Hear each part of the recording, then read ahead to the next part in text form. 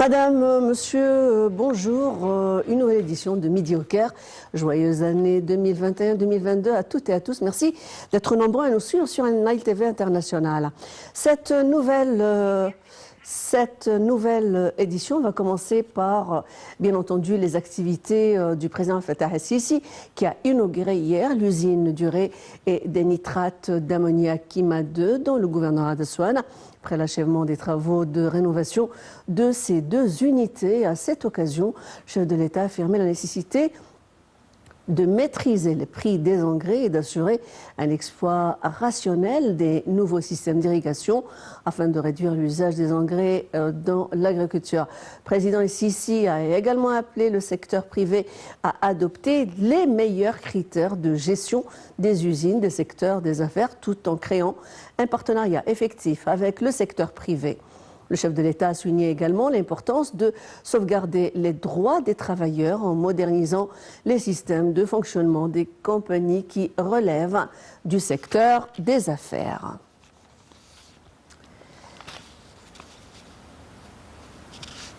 Et au cours d'une tournée d'inspection d'un certain nombre de wagons et des unités mobiles à la gare d'Aswan, le président Abdel Fattah el-Sisi a déclaré que l'Égypte n'a pas connu depuis 60 ans le développement actuel des chemins de fer, soulignant que la tarification injuste avait contribué à l'effondrement de tous les services de l'État. Le président el-Sisi a précisé que 1,7 trillion de livres avaient été injectés pour développer le secteur du transport en Égypte. Mais si la gestion n'a pu s'améliorer, c'est que les prix ne sont pas équitables. Si ceci ne s'effectue pas, le service s'effondrera à nouveau. Le président Abdel Fattah el-Sisi a également inauguré la nouvelle ville d'Aswan, où il a inspecté les unités de logement construites dans la première phase de la nouvelle ville d'Aswan. Le président el-Sisi a effectué une tournée dans la corniche de la ville et s'est rendu dans le quartier des villas. Le chef de l'État a appelé à changer la culture de la construction en Égypte, soulignant le danger de construction aléatoire. Et à cet égard, le président a averti de continuer d'investir dans les constructions des unités de logement, considérant que celui-ci retient son argent sans obtenir de revenus pour lui, soulignant qu'il fait déposer l'argent dans les banques pour récolter des bénéfices plus utiles. Le président Abdel Fattah el-Sisi a inspecté l'exposition de l'artisanat dans la ville d'Aswan pour soutenir les industries artisanales et traditionnelles. Je rappelle que le président a déclaré que l'État est soucieux de préserver et de faire revivre le patrimoine. Le président el-Sisi a ordonné l'allocation d'un retour de 200 millions de livres égyptiennes du fonds Tahyamas, ajouté aux efforts déployés par le gouvernement pour le financement des exposants durant 2 ans dans l'exposition installée dans la ville du patrimoine, dans la nouvelle capitale administrative. Par ailleurs, le président Abdel Fattah el-Sisi a assisté à une cérémonie artistique à Aswan, à l'issue de laquelle, ou à l'issue de la clôture de la semaine de la Haute-Égypte, qui a vu l'inauguration d'un certain nombre de projets de développement et de services en Haute-Égypte. Ceci était intervenu dans le cadre des efforts déployés par l'État pour réaliser un développement intégré et une renaissance des services dans le cadre de ce que fait l'État des projets nationaux pour élever le niveau des citoyens. Toujours dans ce Midi au Caire, le président Fattah el-Sisi a visité également le village de l'ouest de Sohail au gouvernorat d'Aswan, où il a inspecté les travaux de développement des services dans le cadre d'une initiative Vie décente pour le développement de la campagne égyptienne. Le chef de l'État a effectué une tournée au marché touristique où les habitants de l'ouest de Sohail ont reçu le président avec des célébrations comprenant des chants du patrimoine nubien. Je rappelle également que les enfants de l'ouest de Sohail ont présenté des spectacles folkloriques nubiens variés. Le président de la République a également inauguré hier au matin un nombre de projets nationaux et stratégiques dans le secteur de l'électricité et de l'énergie renouvelable dans les gouvernorats de Haute-Égypte. Plus d'informations dans ce commentaire. Le président Abdel Fattah el-Sisi a assisté lundi à l'inauguration de nombre de projets nationaux et stratégiques dans le secteur de l'électricité et l'énergie renouvelable en Égypte, avec en tête le parc solaire de Bemban au gouvernorat d'Assouan. Construite en partenariat avec le secteur privé et des expertises mondiales spécialisées, le parc solaire de Bemban est une centrale solaire photovoltaïque, la plus gigantesque au monde et un des importants projets d'infrastructure pour la production des énergies nouvelles et renouvelables. Et ont assisté le Premier ministre Dr Moustapha Madbouli et nombre de ministres et de hauts responsables de l'État. Le ministre de l'Électricité et de l'Énergie renouvelable, Mohamed Chekr, a passé en revue dans un discours prononcé lors de l'inauguration d'une crielle de projets d'électricité et d'énergie en Haute-Égypte les efforts pour soutenir ces plans d'approvisionnement en électricité de toutes les villes et régions, les plans qui ont été préparés pour alimenter la Libye, l'Irak, la Jordanie, Chypre et la Grèce avec une ligne électrique égyptienne. Chekr a déclaré que le ministère soutenait les efforts de l'État pour fournir de l'électricité aux zones agricoles dans lesquelles des projets nationaux sont mis en œuvre, en particulier le projet de l'Estad al-Awainet, les projets de développement du Sinaï et les projets de Toshka, en coordination avec l'autorité d'ingénierie des forces armées. Le ministre de l'Électricité a souligné que le ministère non seulement suit le rythme de l'énorme croissance du volume de la demande d'électricité, mais cherche également à accroître ses efforts pour exporter de l'électricité vers la Jordanie, la Libye, l'Irak, Chypre et la Grèce.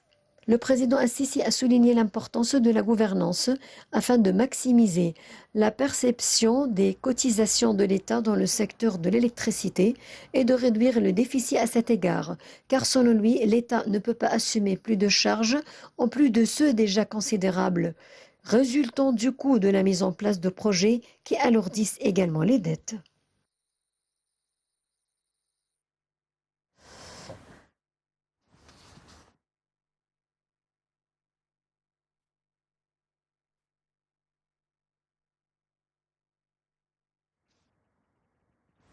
La Haute-Égypte donc a connu une résurrection au vrai sens littéral du terme, un développement qu'elle n'a pas observé depuis 60 ans. Pour parler de cette semaine, de cette dernière semaine dans l'an 2021, dans laquelle ces 60 ans ont été accomplis dans moins de 2 ans.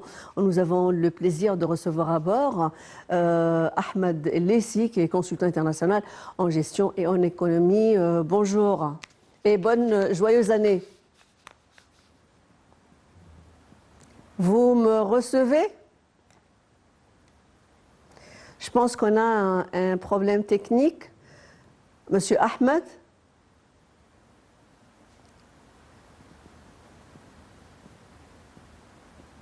Eh bien, on va peut-être le recevoir dans quelques instants. Sur nos ondes, il est presque... Allô? Vous êtes avec nous?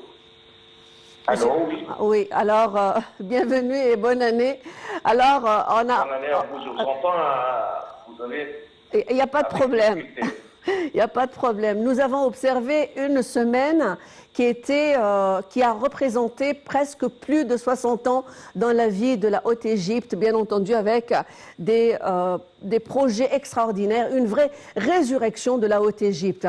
Alors, votre point sur tout ce qui a été accompli depuis cette semaine, comment vous voyez la nouvelle Haute-Égypte? Pour commencer, en fait, je pense que l'administration présente est en train de réparer plus ou moins, si on peut utiliser le mot, ce qui a pas été fait pour presque 30 ou 40 ans. Pour commencer avec, on est en train de voir comment on est en train de gagner et avancer l'économie égyptienne généralement, mais en se focalisant sur la Haute-Égypte. La Haute-Égypte, normalement, c'est l'endroit où on a le plus haut niveau de chômage dans le pays et en même temps la plus basse... de la pauvreté. La pauvreté oui, aussi. Donc là, qu'est-ce qu'on est en train de faire? On est en train de faire des projets qui sont très utiles pour faire les deux choses à la fois. Pour commencer avec, ces méga projets sont en train d'aider l'économie égyptienne par augmenter la surface des terrains agriculture dans le pays. Et quand on fait ça, on est en train de gagner sur un autre niveau, qu'on est en train de réduire les besoins de l'importation qu'on a, surtout pour le blé et d'autres produits agriculture. Donc on a une satisfaction pour l'économie et on est en train de baisser les besoins d'importation. Alors parlez-nous. De l'autre côté, on est en train de donner de travail et réduire le niveau de chômage qu'on a en Égypte. Et à la même temps, on est en train de fixer un autre problème, celle de l'immigration du sud du pays vers le capital. Donc, on est en train de faire les trois à la fois. Oui, oui. Alors, vous avez parlé de métamorphose, Monsieur Ahmed El-Leisi. Cette métamorphose, justement, ce grand intérêt qui a été accordé... Je vous entends mal. Si vous pouvez élever le voix un peu, je vous entends vraiment mal. Déjà, je suis en train de crier presque, Monsieur Ahmed El-Leisi. Alors, cette semaine dans la vie de la Haute-Égypte a été...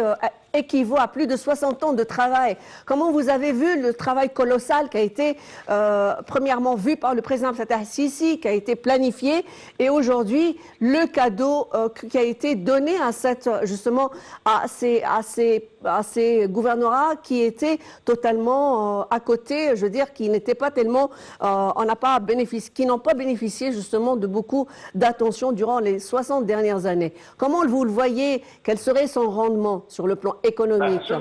Ce que j'aime bien avec l'administration présente, et pour la première fois et une deuxième fois, on est en train de travailler puis parler. De ce qu'on vient d'achever et ce qu'on vient de faire et les réussites différentes qu'on a. Ça, c'est très différent de ce qu'on a été en train de faire dans le passé. On voyait des grands slogans, des grandes paroles et très peu de travail. Ici, c'est l'inverse. On voit les résultats, on voit les choses vraiment qui existent sur Terre, vraiment, elle est visible, tout le monde peut le voir. Et puis, on peut célébrer ce qu'on a. Et je pense que ça, c'est la bonne façon de faire les choses. C'est pas seulement les paroles ne vont jamais résoudre quelque chose. Voilà, moi je m'arrête sur cette bonne parole justement où c'est la première fois que les paroles deviennent une réalité. Peut-être la réalité surpasse un petit peu les paroles. Vous êtes d'accord avec moi? Merci, joyeuse fête à vous, bonne année, Monsieur Ahmed El-Leisi. Vous êtes un consultant international en gestion et en économie. Joyeuse fête à vous et à toutes et à tous. Une belle transition 2021-2022. Je vous laisse. Je vous quitte à suivre. Merci à vous. À suivre sur la TV internationale. Hani Farag aussi avec un autre programme. À tout à l'heure.